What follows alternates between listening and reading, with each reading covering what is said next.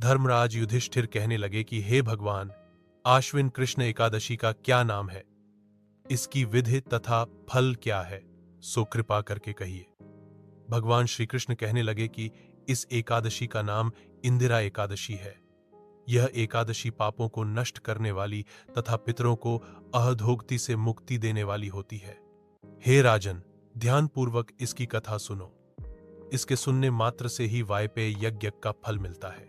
प्राचीन काल में सतयुग के समय में महिष्मती नाम की एक नगरी में इंद्रसेन नाम का एक प्रतापी राजा धर्मपूर्वक अपनी प्रजा का पालन करते हुए शासन करता था। वह राजा पुत्र, पौत्र और धन आदि से संपन्न और विष्णु का परम भक्त था। एक दिन जब राजा सुखपूर्वक अपनी सभा में बैठा था तो आकाश मार्ग से महर्षि नारद उतरकर उसकी सभा में आए। राजा उन्हें देखते ही हाथ जोड़कर खड़ा हो गया और विधिपूर्वक आसन व अर्घ्य दिया। सुख से बैठकर मुनि ने राजा से पूछा कि हे राजन, आपके सातों अंग कुशल पूर्वक तो हैं? तुम्हारी बुद्धि धर्म में और तुम्हारा मन विष्णु भक्ति में तो रहता है?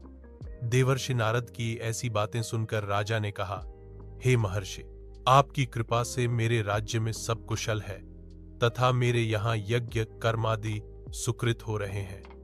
आप कृपा करके अपने आगमन का कारण कहिए। तब श्री कहने लगे कि हे राजन, आप आश्चर्य देने वाले मेरे वचनों को सुनो। मैं एक समय ब्रह्मलोक से यमलोक को गया। वहां श्रद्धापूर्वक यमराज से पूजित होकर मैंने धर्मशील और सत्यवान धर्मराज की प्रशंसा की। उसी यमराज की सभा में महान ज्ञानी और धर्मात्मा तुम्हारे पिता को एकादशी का व्रत भंग होने के कारण देखा। उन्होंने संदेशा दिया, सो मैं तुम्हें कहता हूं। उन्होंने कहा कि पूर्व जन्म में हाई कोई विघ्न हो जाने के कारण मैं यमराज के निकट रह रहा हूं। सो हे पुत्र, यदि तुम आश्विन कृष्णा इंदिरा एकादशी का व्रत मेरे निमित्त करो तो मुझे स्वर्ग की प्राप्ति हो सकती है। इतना सुनकर राजा कहने लगा कि हे महर्षि, आप इस व्रत की विधि मुझसे कहिए।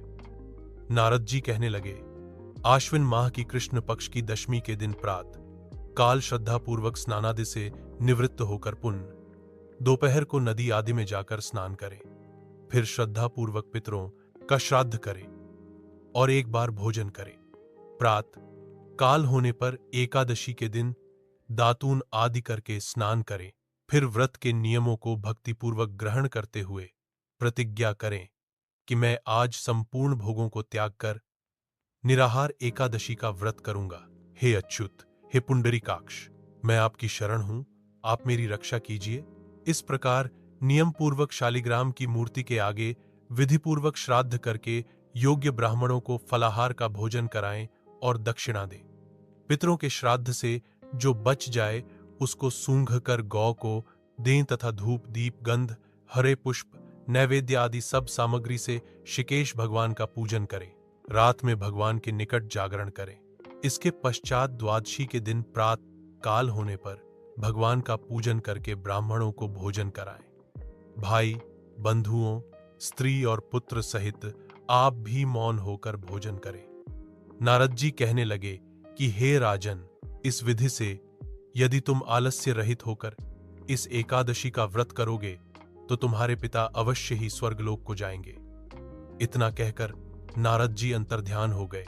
नारद जी के कथनानुसार राजा द्वारा अपने बांधवों तथा दासों सहित व्रत करने से आकाश से पुष्प वर्षा हुई और उस राजा का पिता गरुड़ पर चढ़कर विष्णुलोक को गया।